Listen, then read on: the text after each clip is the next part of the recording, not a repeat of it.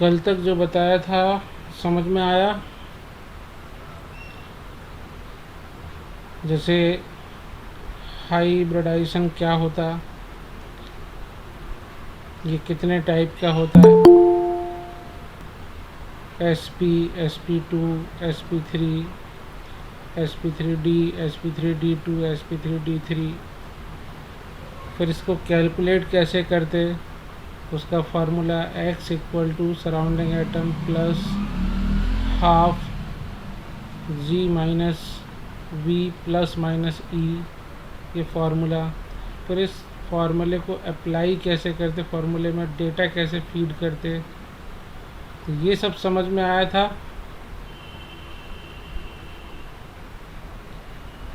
फिर इसके बाद में बॉन्ड पेयर लोन पेयर की नंबर्स कैसे पता करते, तो उसमें क्या था, number of surrounding atoms equal to the bond pair electrons,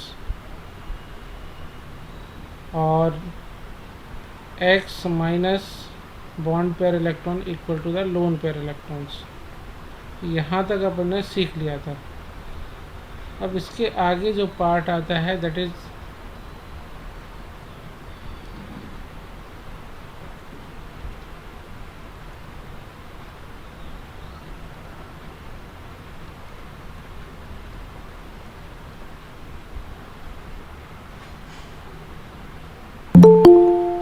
इसके आगे जो आता है दैट इज बेसेपर थ्योरी। बेसेपर थ्योरी का फुल फॉर्म लिख लें, valence shell electron pair repulsion theory. अब देखो ये थ्योरी क्यों आई। हाइब्रिडाइजेशन क्या है, एक बेसिक शेप को बता देता है कि sp3 है तो टेट्राहेड्रल शेप है, लेकिन आगे चल के जब देखा गया तो ये कंपलसरी नहीं हुआ कि अगर हाइब्रिडाइजेशन sp3 है तो वो टेट्राहेड्रल ही होगा, ये कंपलसरी नहीं हुआ। तो क्या हुआ कि अगर sp3 हाइब्रिडाइजेशन है, जैसे वाटर का अपन एग्जांपल लें, water sp3 bond pair 2 lone pair 2। अब बॉन्ड पेयर ही 2 है, उसका शेप टेट्राहेड्रल नहीं हो सकता। तो शेप क्या हो सकता, वो एक्सप्लेन करने के लिए बेसेपर थ्योरी आई। जब दो ही सराउंडिंग एटम हैं तो टेट्राहेड्रल शेप बनने का सवाल ही नहीं उठता, क्योंकि टेट्राहेड्रल शेप के लिए सराउंडिंग एटम 4 चाहिए, जिससे कि वो 4 बॉन्ड से टेट्राहेड्रल शेप मेंटेन करते हुए कनेक्ट हो। Water has sp3 hybridization, but it has only 2 bond pair and 2 lone pair electrons, so it has angular or V shape।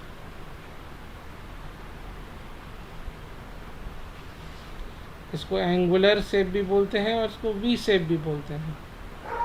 तो hybridization sp3 but shape are different. तो इन different shapes को define करने के लिए valence shell electron pair repulsion theory बनानी पड़ी। इसमें कुछ पॉइंट दिए गए,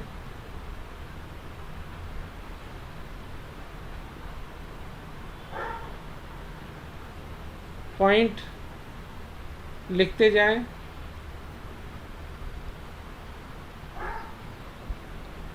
The shape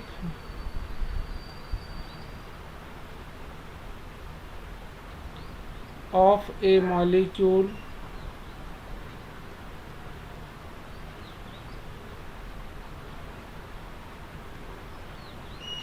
depends upon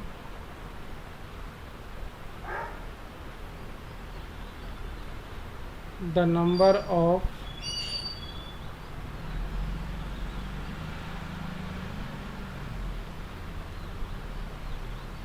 valence shell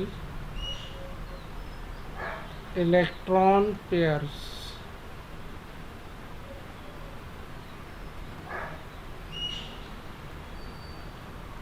bonded or non-bonded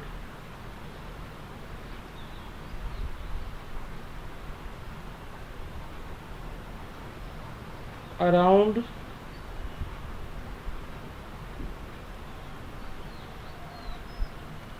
central atom. तो देखो फर्स्ट पॉइंट क्या बता रहा है कि जो शेप है मॉलिक्यूल का वो किस पर डिपेंड करता है, जो सेंट्रल एटम है उसके अराउंड में वैलेंस शेल इलेक्ट्रॉन पेयर्स पर डिपेंड करता है। जो बेसिक शेप है वो तो हाइब्रिडाइजेशन से आ गया।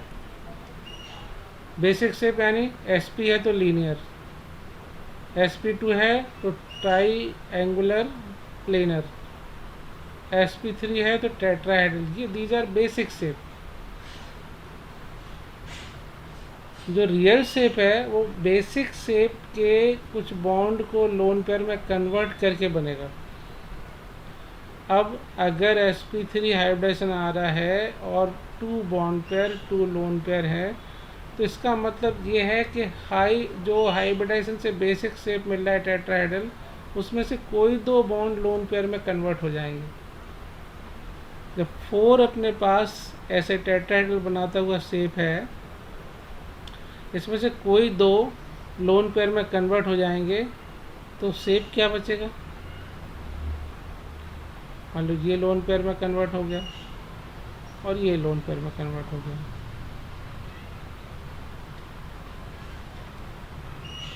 यहाँ लोन पेयर आ गया, यहाँ लोन पेयर आ गया। अब शेप क्या बचा, ये वाटर वाला एंगुलर। तो फर्स्ट पॉइंट ये बता रहा है अपन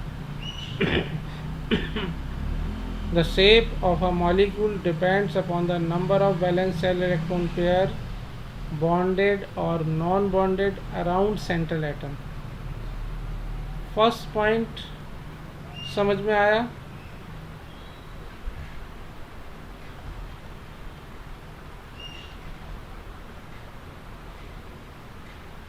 रिप्लाई दिया करो। हाँ sir. Second point,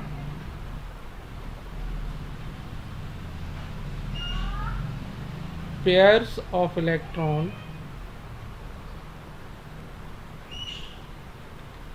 in the valence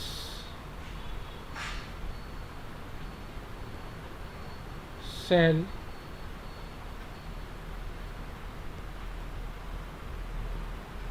repel one another.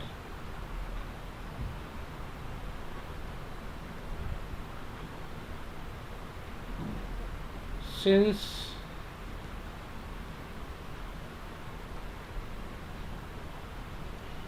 their electron cloud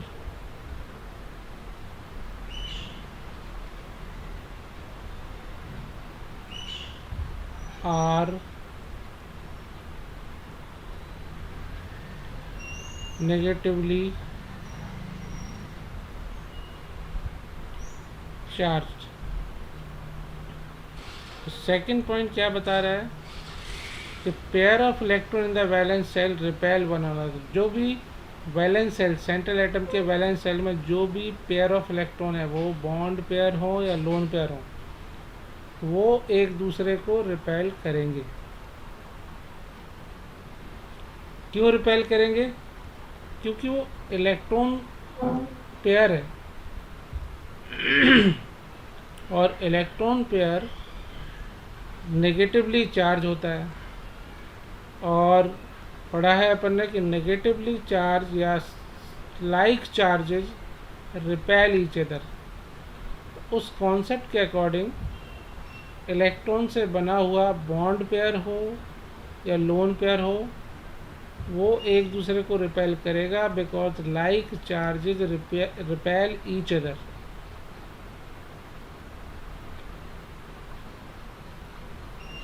second point clear है? हाँ sir. Third point, the position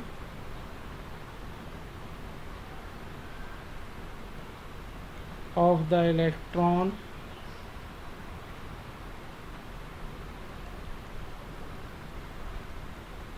pair in space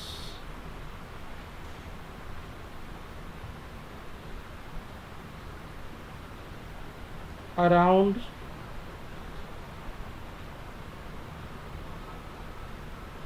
central atom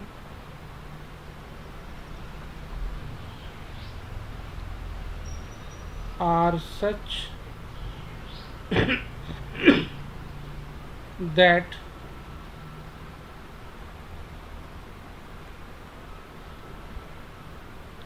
minimize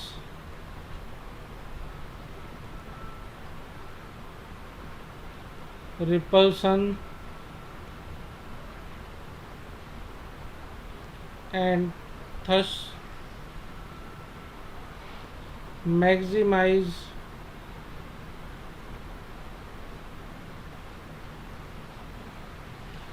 distance between them।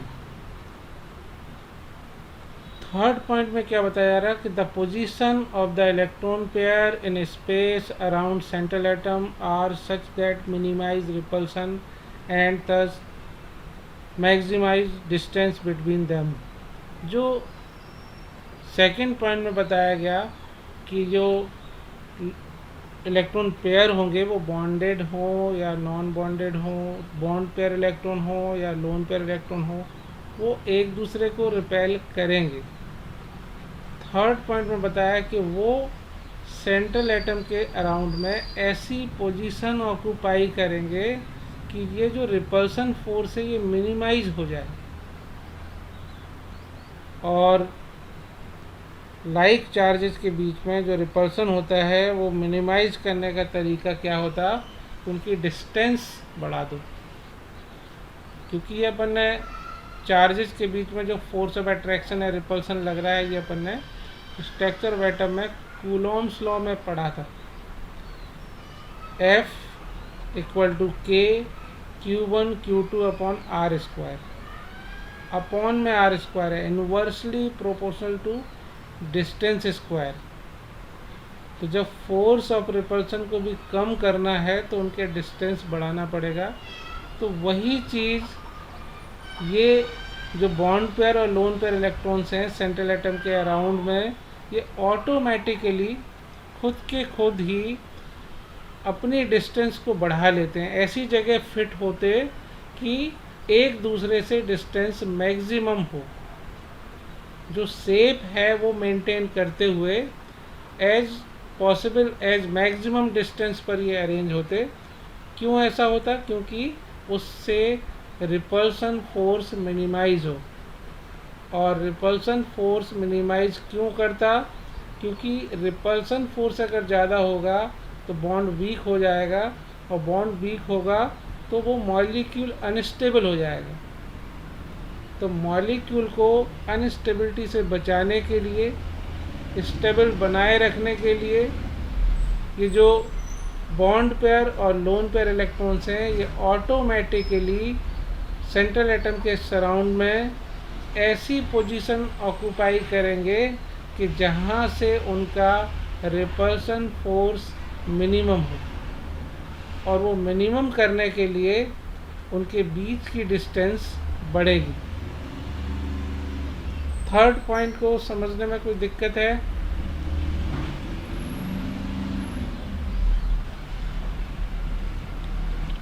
नहीं सर। नहीं sir. Next fourth point,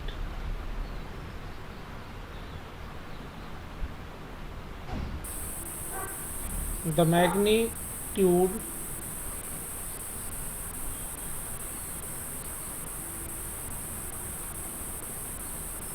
of the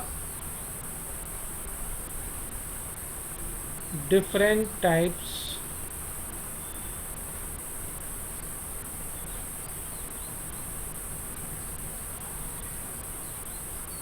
of electronic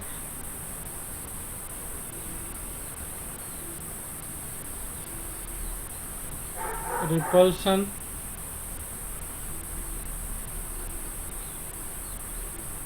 follows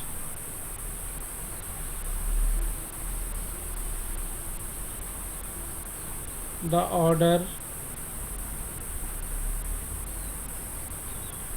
given below. Lone pair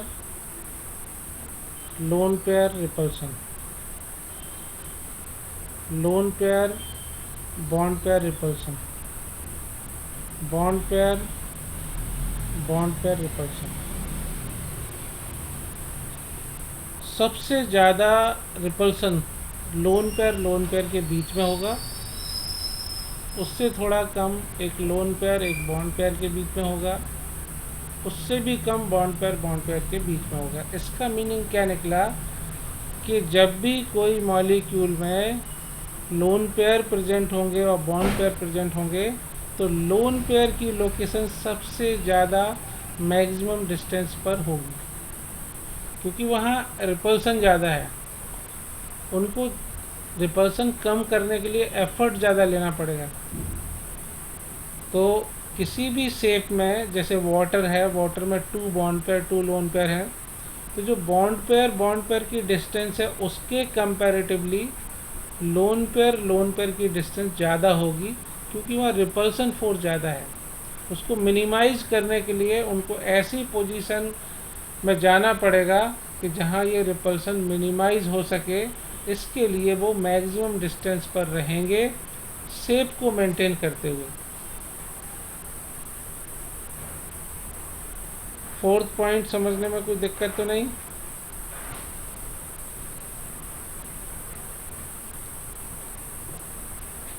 नहीं sir. Fifth, the electronic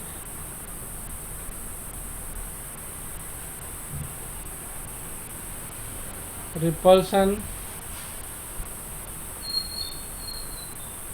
between two pairs of electrons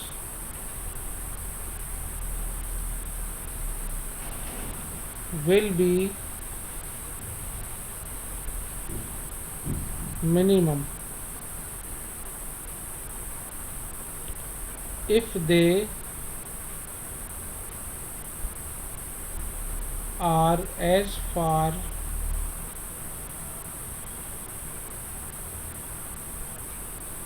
apart as possible.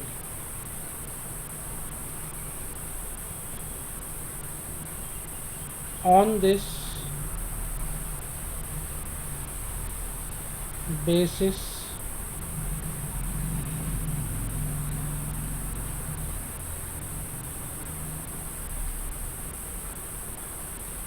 the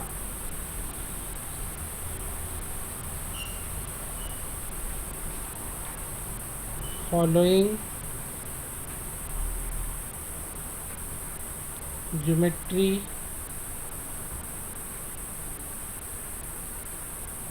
arrangements are most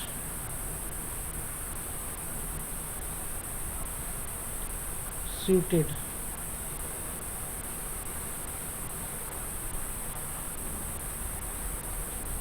और वो कौन सा? जैसे कि 2 bond pair हैं तो उनको मैक्सिमम डिस्टेंस पर रखने के लिए लीनियर शेप ज़्यादा सूट करता है, इसलिए लीनियर शेप होता है 2 का। यानी 2 बॉन्ड पेयर है, हाइब्रिड ऑर्बिटल 2 आ रहे हैं, तो 2 का लीनियर ही शेप क्यों होता है अगर ये पूछा जाए? तो क्यों? क्योंकि टू अगर बॉन्ड पेयर हैं तो उनको लीनियरली अरेंज करेंगे तो मैक्सिमम डिस्टेंस पर रहेंगे। अगर कोई एंगल बनाते हुए रखेंगे तो वो डिस्टेंस मिनिमम हो जाएगा। तो हर स्टेज में, हर हाइब्रिडाइजेशन में कोशिश ये रहेगी मॉलिक्यूल की कि रिपल्सन मिनिमम रहे। इसलिए ये शेप लीनियर टू में बन जाता है। अगर थ्री बॉन्ड पेयर रहते हैं, हाइब्रिडाइजेशन हाइब्रिड ऑर्बिटल थ्री आ रहा है, तो उन थ्री बॉन्ड पेयर को कैसे रखेंगे? ट्राइएंगुलर प्लेनर ऐसे रखेंगे तो मैक्सिमम डिस्टेंस पर रहेंगे। क्योंकि तीन के तीन रखने भी हैं, ऐसा नहीं कर सकते कि दो रख लिए एक को हटा दिया। अगर थ्री है हाइब्रिड ऑर्बिटल तो थ्री ही मेंटेन होना चाहिए। और वो थ्री किस शेप में मैक्सिमम डिस्टेंस में होंगे? तो थ्री कोई सी भी चीज़ें ले लें अपन, मैक्सिमम डिस्टेंस पर अगर एक दूसरे को मैक्सिमम डिस्टेंस पर अरेंज करना है तो वो शेप ट्रायंगुलर प्लेनर ही बनेगा। और कोई शेप अगर बनाएंगे अपन थ्री को लेकर के तो वहाँ इन बॉन्ड पेयर की डिस्टेंस जो है वो मिनिमाइज हो जाएगी और रिपल्सन मैक्सिमाइज हो जाएगा। वो मॉलिक्यूल अनस्टेबल होने लगेगा। समझ में आ रहा?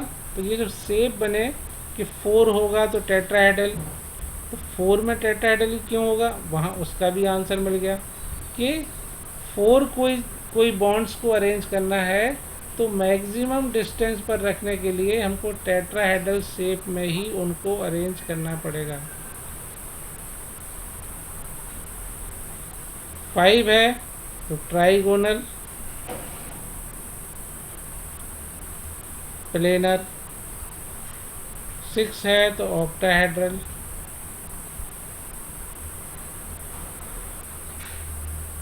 ठीक, और 7 है तो पेंटागोनल बाईपिरामिडल।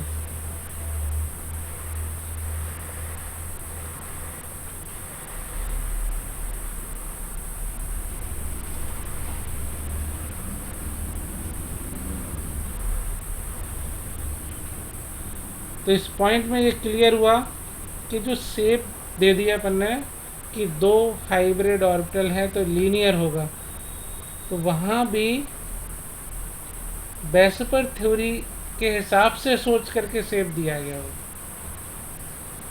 अगर दो बॉन्ड पेयर हैं तो उनको अपन कैसे अरेंज करें कि वो मैक्सिमम डिस्टेंस पर रहे, तो आंसर लीनियर मिलेगा अपन को। थ्री बॉन्ड पेयर हैं, इनको कैसे अरेंज करें कि ये एक दूसरे से मैक्सिमम डिस्टेंस पर रहें, तो आंसर मिलेगा ट्राईएंगुलर प्लेनर में अरेंज करेंगे तभी ये मैक्सिमम डिस्टेंस में रह सकते, नहीं तो कहीं ना कहीं से इनका डिस्टेंस मिनिमाइज हो जाएगा। ठीक है, तो इस पॉइंट में ये क्लियर हुआ कि जो हाइब्रिड ऑर्बिटल के जो शेप हैं जो अपन पढ़ के आए अभी, linear, triangular, tetrahedral, triangular planar, इसमें बाईपिरामिडल होगा।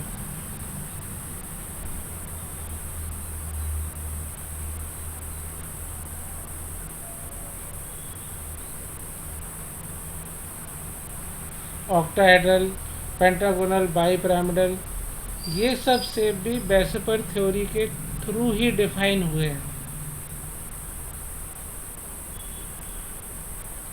समझ में आया ये?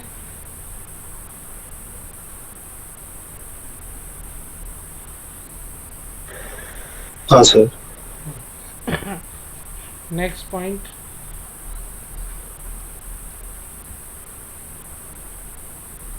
ए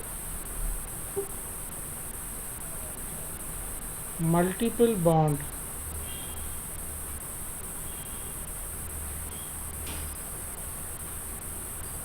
is treated as if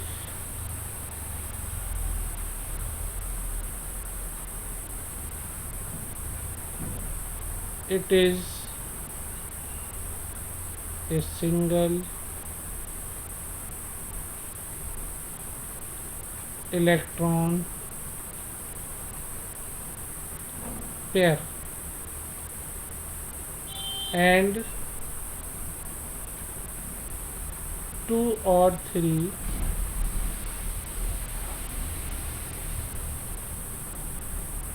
electron pair of a multiple bond are treated as a single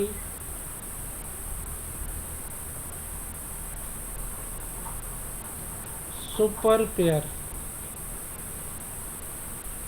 इसका मीनिंग क्या निकल रहा है? देखो, सिंगल बॉन्ड है तो अपन ने वन बॉन्ड पेयर इलेक्ट्रॉन इसको बोल दिया। डबल बॉन्ड अगर है तो इसको भी अपन वन बॉन्ड पेयर की तरह ही ट्रीट करेंगे, बस उसको one super pair of electron बोल देंगे। ट्रिपल बॉन्ड है, इसको भी अपन one super pair bonding electron.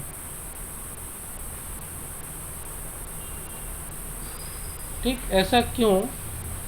क्योंकि जो हाइब्रिड ऑर्बिटल हैं वो सिर्फ सिंगल बॉन्ड बनाते हैं, बाकी का डबल बॉन्ड ट्रिपल बॉन्ड ये अनहाइब्रिड ऑर्बिटल से बनता है। तो डबल बॉन्ड रहे तब भी उसमें एक ही बॉन्ड हाइब्रिड ऑर्बिटल से बना होगा, बाकी का दूसरा बॉन्ड अनहाइब्रिड ऑर्बिटल से बना होगा। वो आगे अपन पढ़ेंगे उसके बारे में। सिग्मा बॉन्ड और पाई बॉन्ड एक कॉन्सेप्ट है, वो सीखेंगे। अभी ये ध्यान रखना है कि जैसे ट्रिपल बॉन्ड है तो triple bond consist one sigma and two pi bonds. जो सिग्मा बॉन्ड है वो हमेशा हाइब्रिड ऑर्बिटल से बनता है। Sigma bond can form hybrid orbital, also form unhybrid, यानी अनहाइब्रिड ऑर्बिटल भी सिग्मा बॉन्ड बना सकता, हाइब्रिड भी बना सकता है, लेकिन पाई बॉन्ड हमेशा अनहाइब्रिड ऑर्बिटल से ही बनेगा। पाई बॉन्ड कभी हाइब्रिड ऑर्बिटल से नहीं बन सकता। इसका मीनिंग क्या निकला कि अगर सिंगल बॉन्ड है तो वो वन हाइब्रिड ऑर्बिटल कंटेन कर रहा होगा, डबल बॉन्ड है तब भी वो वन हाइब्रिड ऑर्बिटल ही कंटेन कर रहा होगा, क्योंकि दूसरा वाला जो बॉन्ड है that is made by the unhybrid orbital. और अनहाइब्रिड ऑर्बिटल का शेप से कोई लेना देना नहीं रहता, वो मॉलिक्यूल के शेप में कोई रोल प्ले नहीं करता। हाइब्रिड ऑर्बिटल और बेसिपर थ्योरी जो शेप उस मॉलिक्यूल को दे देगी, पाई बॉन्ड उसी शेप को फॉलो करते हुए अटैच होगा। ऐसी triple bond it also consist one sigma bond that is made from hybrid orbital, and remaining two bonds are made from unhybrid orbitals. So it is also treated as the one single super pair bonding electron. समझ में आया? 6 point को समझने में कोई दिक्कत तो नहीं हुई?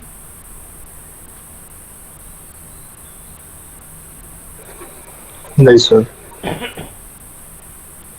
अब देखो, इन सब पॉइंट को लेते हुए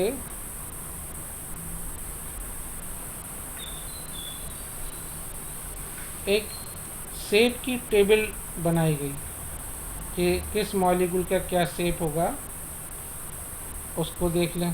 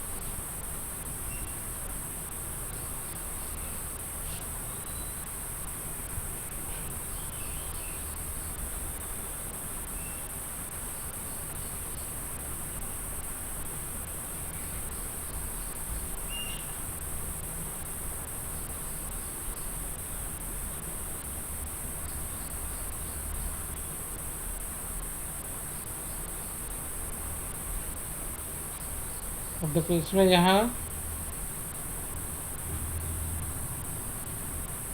हाइब्रिडाइजेशन,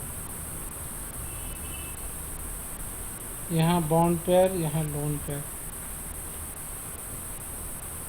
यहाँ शेप एंड एग्जाम्पल।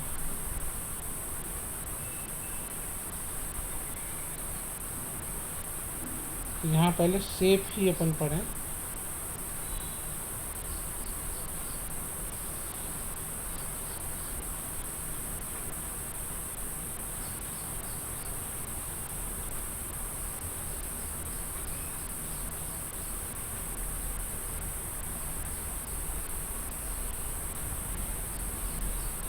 अब देखो हाइब्रिडाइजेशन अगर एसपी है, उसमें 2 बॉन्ड पेयर हैं, लोन पेयर है ही नहीं, तो शेप हो जाएगा लीनियर, और लीनियर शेप होता है ऐसा।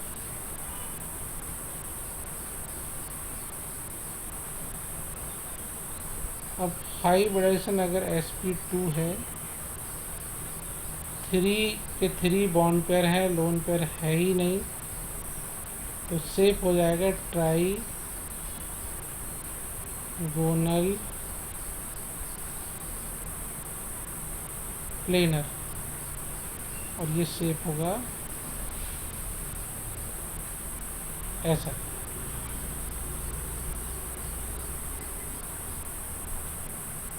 sp2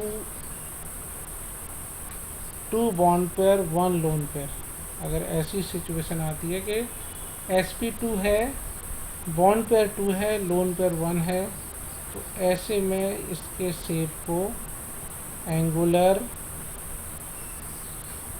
और वी शेप बोलेंगे, और ये एंगुलर और वी शेप, यहाँ लोन पर ऐसा भी हो सकता है और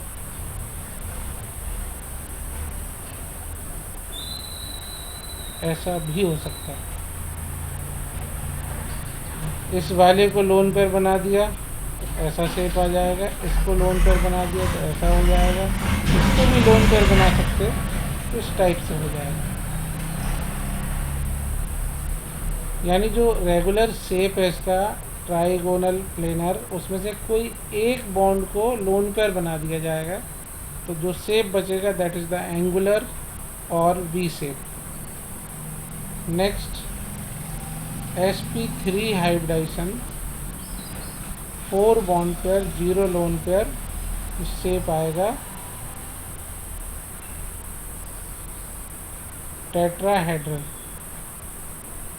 और टेट्राहेड्रल शेप होगा ऐसा।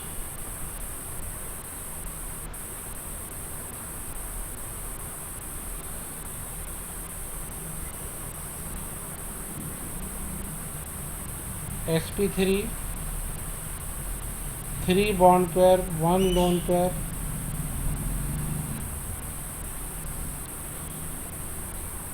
शेप होगा pyramidal,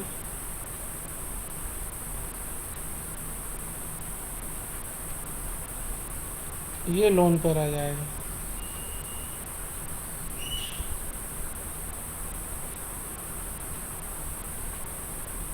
sp3 2 bond pair 2 lone pair, shape हो जाएगा एंगुलर और V shape.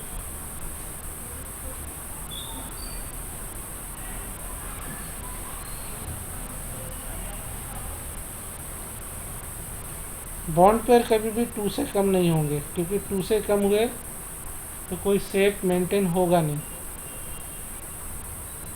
Next hybridisation sp3d, 5 bond pair 0 lone pair, shape होगा ट्राइगोनल बाई पिरामिडल, जो कि इस टाइप का शेप होगा।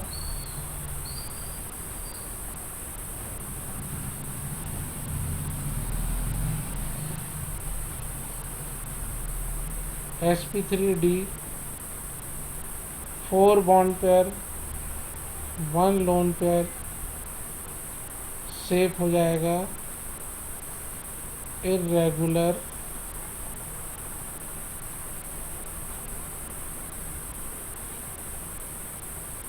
टेट्राहेड्रल और सीसॉ। और ये कैसा होगा, इसमें ये वाला बॉन्ड जो है ये लोन पेयर में कन्वर्ट हो जाएगा। तो ये बनाया अपन ने और इसको लोन पेयर में कन्वर्ट कर दिया। This is the shape of irregular tetrahedral and seesaw structure. sp3d 3 bond pair 2 lone pair, अब शेप हो जाएगा टी शेप। टी शेप कैसा रहेगा, ऐसा, ये दोनों लोन पेयर बन जाएंगे इधर वाले, ये दोनों बॉन्ड लोन पेयर बन जाएंगे तो टी शेप आ जाएगा।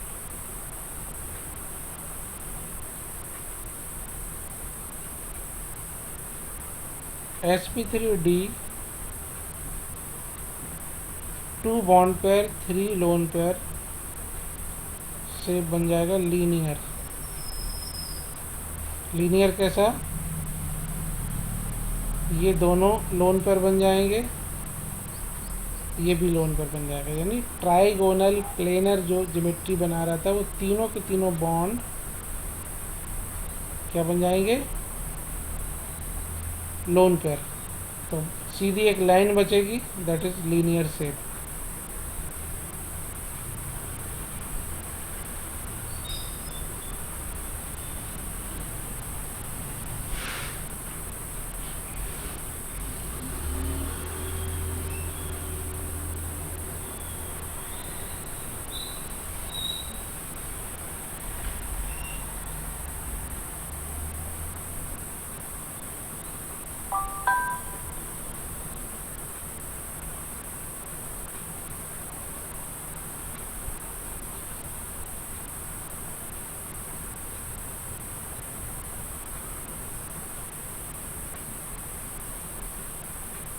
अब देखो नेक्स्ट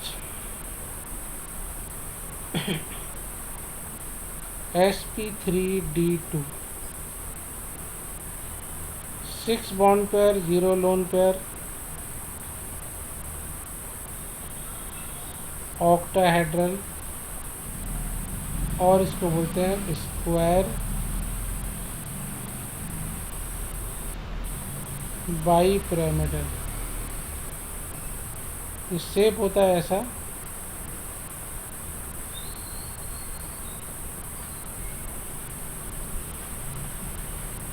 ये स्क्वायर प्लेनर एक बना हुआ है, ये शेप 4 बॉन्ड से 1 2 3 4 और ये परपेंडिकुलर ऊपर और नीचे, ये टोटल शेप ऐसा बोला जाता है octahedral. It is also known as square bipyramidal. अब sp3d2 5 bond pair 1 lone pair shape हो जाएगा स्क्वायर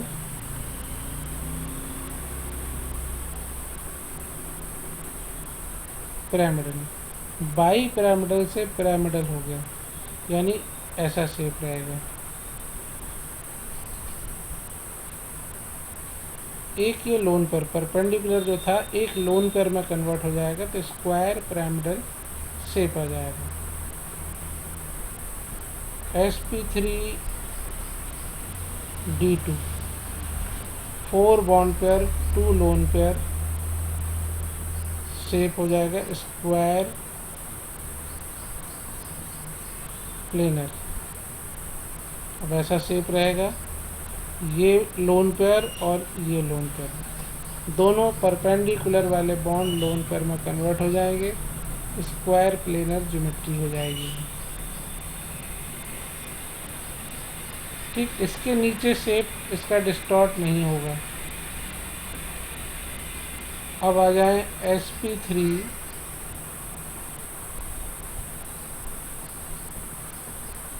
d3 70 शेप होगा पेंटागोनल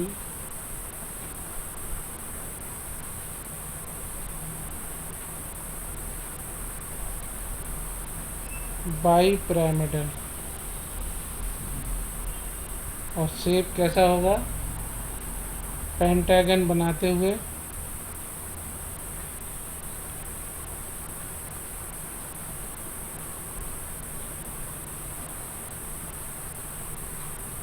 ऐसा, ये अपन ने ये बॉन्ड बना दिए, तो पेंटागन बनते हुए बॉन्ड। और इसमें ये दो परपेंडिकुलर बॉन्ड गए, ये और ये।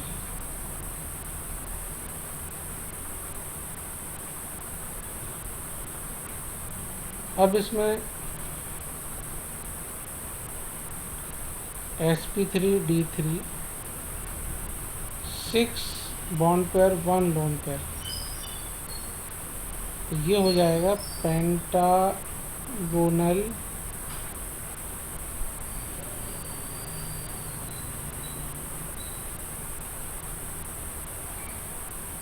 पिरामिडल।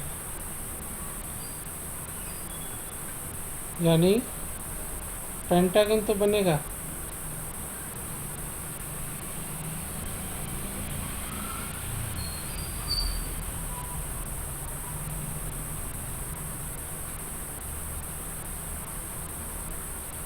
परपेंडिकुलर वाला एक कम हो जाएगा, एक जो है ऊपर वाला ये लोन पेयर में कन्वर्ट हो जाएगा,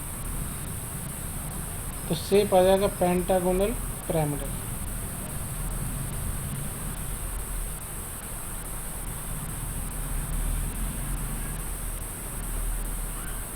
नेक्स्ट sp3d3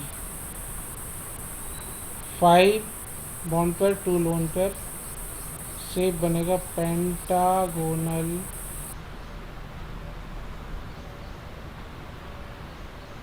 प्लेनर। अब पेंटागन ही रहेगा, बाकी दोनों परपेंडिकुलर के लोन पेयर में कन्वर्ट हो जाएंगे।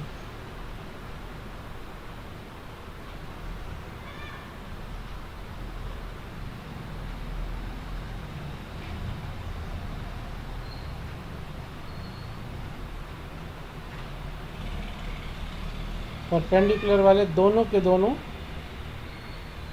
ये लोन पेयर में कन्वर्ट हो जाएंगे। ये शेप रहेगा। अगर ये टेबल अपन को ध्यान बनी रही तो किसी भी मॉलिक्यूल का शेप डिफाइन करने पर को कोई दिक्कत नहीं आने वाली।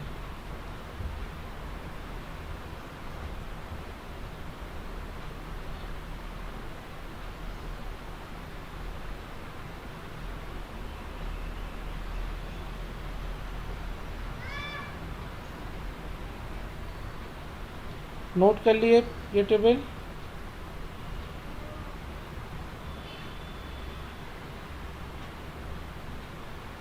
बताएं, इस टेबल को ध्यान रखना है और देखो कैसे इसको अप्लाई करेंगे अपन, इसको भी समझ लो। जैसे कि अपन को दिया गया वाटर, इसका करेक्ट शेप बताना है, तो सबसे पहला काम क्या होगा, अपन इसका हाइब्रिडाइजेशन कैलकुलेट करेंगे, जो कि अपन ऑलरेडी कर चुके कई बार। तो क्या आया, sp3 आया था। इसके bond pair and lone pair find करेंगे। कितने आए थे? सराउंडिंग एटम 2 है, 2 2 तो 2 बॉन्ड पेयर 2 लोन पेयर।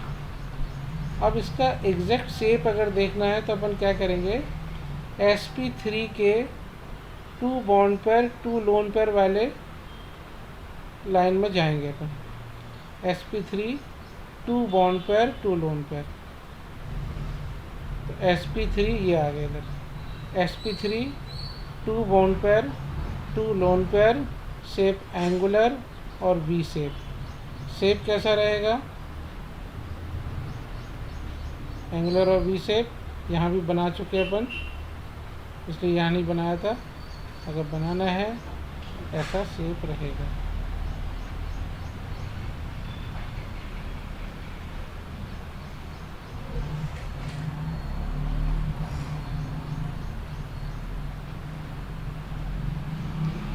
ठीक, तो वाटर का शेप कैसा? एंगुलर और वी शेप। कैसे पता लगा? तो अपन ने पहले उसका हाइब्रिडाइजेशन कैलकुलेट किया, फिर bond pair, lone pair find किए, फिर बेसिपर थ्योरी अप्लाई की। तो ये टेबल जो बनी हुई है ये it is made from the VSEPR theory. तो इस टेबल में जा कर के अपन ने शेप देख लिया, और ये शेप अगर ड्रॉ करना है तो अपन बिल्कुल ड्रॉ कर सकते हैं। कैसे? एच ओ एच, ये लोन पेयर, ये लोन पेयर, ये ड्रॉ हो गया।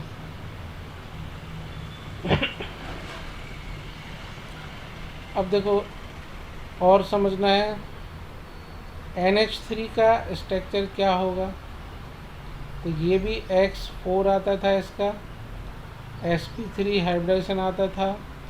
सराउंडिंग एटम 3 है तो बॉन्ड पेयर 3, लोन पेयर 1। अब sp3 का 3 बॉन्ड पेयर 1 लोन पेयर को देख लेंगे अपन। sp3 3 1 पिरामिडल शेप, इस टाइप का शेप रहेगा।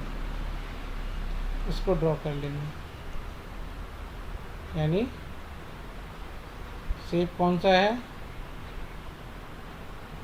पिरामिडल। और ऐसे शेप बना लेंगे।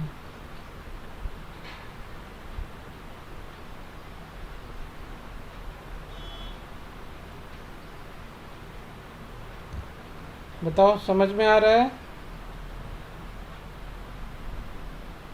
हाँ सर। तो बाकी के जो हमने दिए थे एग्जाम्पल, उनके शेप ऐसे ही फाइंड करके सेंड करना। किस किस का? इसका फाइंड करना है SO4 die negative, CO3 die negative, BF3, SF4, SF6, PCl5,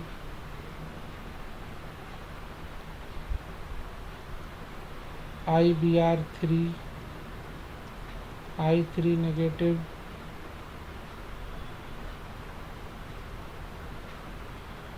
IO3 negative, IO2 negative, IO negative, IO4 negative,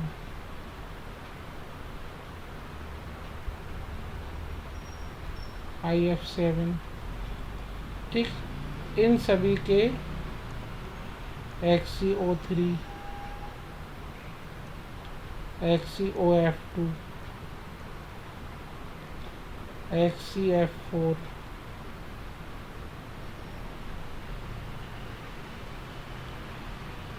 ठीक, इन सभी के शेप, पूरा hybridization, bond pair, lone pair, shape क्या है, और शेप को ड्रॉ